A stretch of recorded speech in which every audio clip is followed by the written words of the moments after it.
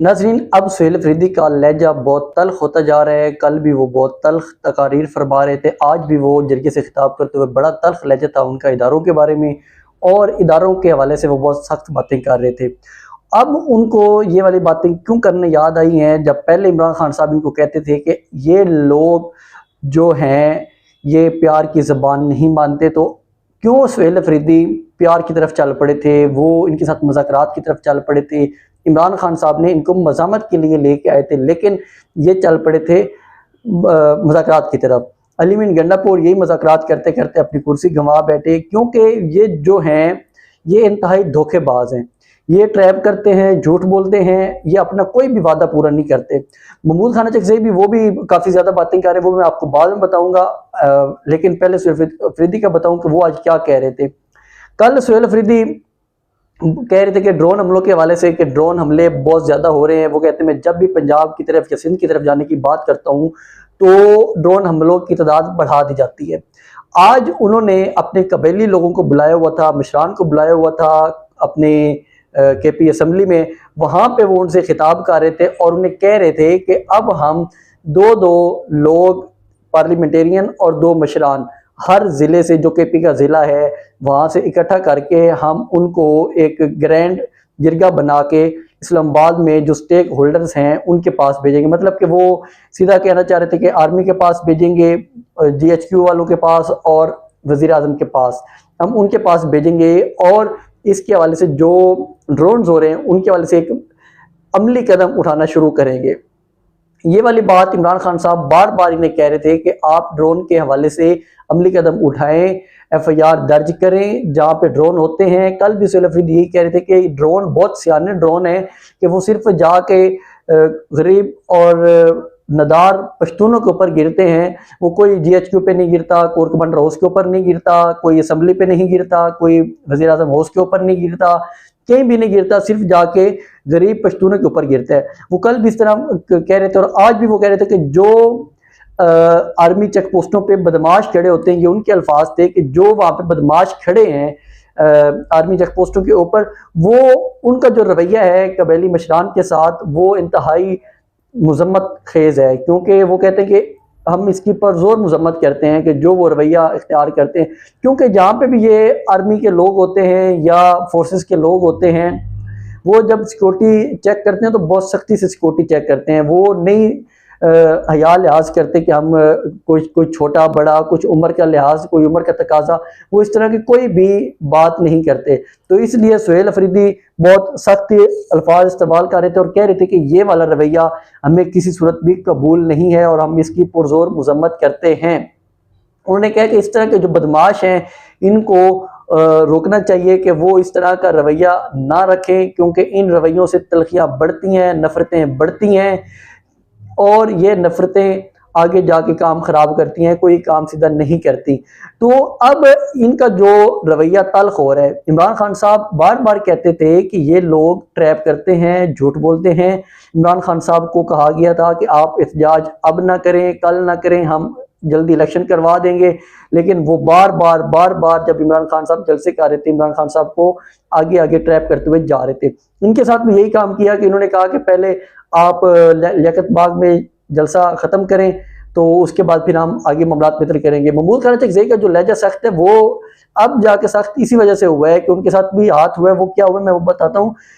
उसके बाद जब ये सारी चीज़ें चल रही होती हैं, ना इनके साथ इनकी बातचीत होती है, ना इनको वो कहते हैं कि हम आपकी आगे तो बात नहीं करवा सकते, लेकिन रास्ते में एक दो जो मेजर जनरल हैं हम उनसे आपकी मुलाकात करवा सकते हैं।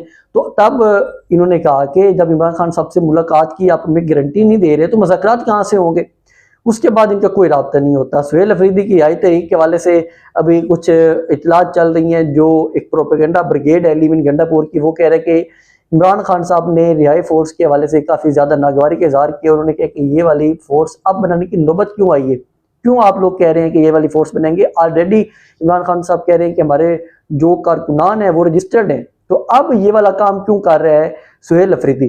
तो इस वजह से वो काफ़ी ज़्यादा बातें हो रही हैं कि इमरान खान साहब उन पर नाराज़ थे, लेकिन इमरान खान साहब ने उन्हें कोई हटाने के हवाले से कोई बात नहीं की, ना कोई उनको हटाने जा रहे हैं। सुहेल अफरीदी अब कह रहे हैं कि हम अपना हक भी लेंगे। वो कह रहे थे कि जो एक तो कबीली अवाम को ये भेड़ बकरियां नहीं है कि आप इनके साथ इस तरह का सलूक करें, एक साइड पे हमारे ऊपर ड्रोन अटैक करते हैं और फिर हमारा एनएफसी में जो अवार्ड है वो भी नहीं देते। एनएफसी का ये था कि जब ये कबीली जम हुआ था एरिया इसमें केपी में, तो इसका 100 अरब रुपया सालाना इसको मिलना था, लेकिन जो ये गवर्नमेंट बैठी है ये पिछले 4 सालों से कोई भी उसको फंड नहीं दे रही, उसके फंड रोक के रखे हुए हैं। अब महमूद खान चकज़ई का मैं आपको बताऊं कि वो अब क्यों इतना उनका सख्त रवैया हुआ है। उनको कहा गया था कि हम आपके मुज़ाकरात करवाएंगे या करेंगे। जब मुबैना तौर पर इतलात आई थी कि बैरिस्टर गौर को भेजा गया था राना सनाउल्लाह के पास कि राना सनाउल्लाह के पास जाएं, वो आपके मामलात बेहतर करवाएंगे, और बैरिस्टर गौर काफ़ी एक्टिव भी हुए थे कि हम किसी न किसी तरह बुशरा बीबी की रिहाई करवा लें और बहनों की मुलाकात करवा लें, जो इमरान खान साहब की आँख का मसला था। लेकिन जब उनके पास गए तो राना सनाउल्लाह ने कहा कि मेरा तो मैंडेट ही नहीं है कि इमरान खान साहब से मैं आपकी मुलाकात करवा सकूँ। हाँ, मैं कुछ और कर देता हूँ। जो मुबैना तौर पे इतलात थी कि वो डीजीसी के हवाले से कह रहे थे या डीजीआई के हवाले से कि मैं इनसे आपकी कुछ मुलाकात अरेंज करवा सकता हूँ, लेकिन मैं आगे इमरान खान साहब से आपकी मुलाकात अरेंज नहीं करवा सकता, वो मेरे इख्तियार में नहीं है। तब जाके इन्होंने कहा कि चलें ठीक है, आप इस तरह कर लें, हमारी मुलाकात बहनों की तो कुछ ना कुछ करवाएं ना। लेकिन राना सनाउल्लाह क्या करे, उसके पास क्या मैंडेट है। अब जब पिछले दिनों महमूद खान चकज़ई से मुलाकात हुई सुहेल अफरीदी की, उनसे पूछा गया तो उन्होंने कहा कि मेरा तो कोई रब्ता ही नहीं हुआ उसके बाद राना सनाउल्लाह से। अब राना सनाउल्लाह इससे क्यों रब्ता करेगा महमूद खान चकज़ई से। महमूद खान चकज़ई को जब पता चला कि ये तो मुज़ाकरात वाली साइड पर आने नहीं लगे, और इन्होंने आना ही कोई नहीं है, क्योंकि अगर ये वाला मामला हल हो गया, इमरान खान साहब वाला, ये जेल से बाहर आ गए, तो ये हुकूमत तो नहीं चलने वाली, ये हुकूमत जल्द से जल्द ख़त्म हो जाएगी। तो इसलिए ये इमरान खान साहब को जेल से बाहर तो कभी भी नहीं आने देंगे। तो इसलिए महमूद खान चकज़ई को अब लगा है कि मैं भी ट्रैप हो गया हूँ, क्योंकि 1 से 1.5 महीना इन्होंने लिंगर ऑन कर लिया। महमूद खान चकज़ई को भी इन्होंने घसीट लिया आगे कि कभी कह रहे थे कि शहबाज शरीफ से इनकी मुलाकात होनी है, उनसे बातचीत होनी है, लेकिन कुछ भी नहीं हुआ। महमूद खान चकज़ई अब लाहौर में उन्होंने डेरे लगा रखे हैं, 2 दिन हो गए। वहाँ पे वो कह रहे थे कि जो अवाम एक दफ़ा एहतजाज के लिए निकल पड़ती है, जब आप अवाम के ऊपर गोलियां चलाते हैं, वो हवाला दे रहे थे 26 नवंबर का जो डी चौक में गोलियां चली थी, फिर लबैक के ऊपर जो गोलियां चली थी, और उसके बाद जो अहले तशी ये जो वाक़या हुआ, आयतुल्लाह खुमैनी को शहीद किया गया, उसके बाद अहले तशी एहतजाज कर रहे थे तो उनको भी गोलियां मारी गई। स्कर्दू में, गिलगित बल्तिस्तान में उनके साथ बहुत ज़्यादा बुरा सलूक किया गया। तो उनके वाले से वो कह रहे थे कि जब आप ये वाला रविश रखेंगे, गोलियां चलाएंगे, तो ये आग बढ़ती चली जाएगी, ये आग थमेगी नहीं। तो उन्होंने कहा कि हम जलसे भी करेंगे, जलूस भी करेंगे और एहतजाज भी करेंगे, हम ये गारंटी देते हैं कि हम आपको गालियां नहीं देंगे। तो गालियां इमरान खान साहब कौन सी गालियां देते थे, वो भी इनको कहते थे कि आप अपने आइन के अंदर रह के काम करें, अपने कानून के अंदर रह के काम करें, जो आपको आइन और कानून हक देता है आप वो वाला काम करें, उसके अलावा जो आपका मैंडेट नहीं है आप वो वाला काम ना करें। इमरान खान साहब बार बार यही बात करते होते थे, तो ये लोग कहते हैं गालियां हैं। तो अब महमूद खान चकज़ई साहब भी यही बात कर रहे हैं कि वो कहते हैं कि हम जलसे जुलूस करेंगे। बार बार ये कहते रहे इमरान खान साहब कि आप अपना एहतजाज करें। जब आज अगर महमूद खान चकज़ई लाहौर में बैठ के प्रेस कॉन्फ्रेंस कर रहा है तो कितने लोगों ने इसको रिपोर्ट किया है।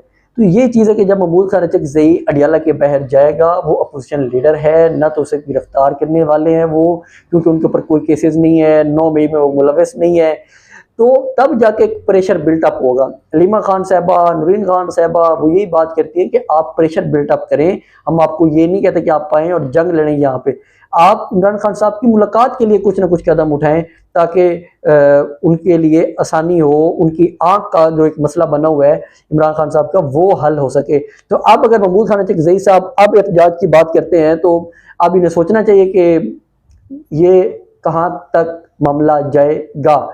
एहतजाज के लिए जो अहमद खान नियाजी का भी एक था कि वो उसे डिसोन कर दिया है अलीमा खान साहबा ने और इमरान खान साहब की बहनों ने। उन्होंने कहा कि हमारा उस एहतजाज से कोई तल्लक नहीं है और वो एक मुकम्मल तौर पे मजाक है, वो बिल्कुल बंद होना चाहिए। तो ये जो अब पीटीआई की लीडरशिप है, अब इसको होश के नाखन आए हैं कि इमरान खान साहब वाकई ठीक कहते होते थे कि ये लोग तो ट्रैप करते हैं। असल में इनकी ट्रेनिंग्स यही है इनकी ट्रेनिंग में होता है कि दुश्मन को ट्रैप करना, इनके ट्रेनिंग में ये नहीं है कि सच बोलना, इनकी ट्रेनिंग में है कि ट्रैप करके लेके आना और उसके अलावा उसके बाद दुश्मन पे अटैक कर देना। तो ये इनकी मुकम्मल तौर पे ट्रेनिंग है। तो मैं आपको एक और चीज़ बताऊं कि जो मरियम नवाज साहबा का एक बड़ा दावा है, अच्छा पता नहीं ये कैसे हुक्मरान है, इनको गरीब आवाम का तरस ही नहीं है।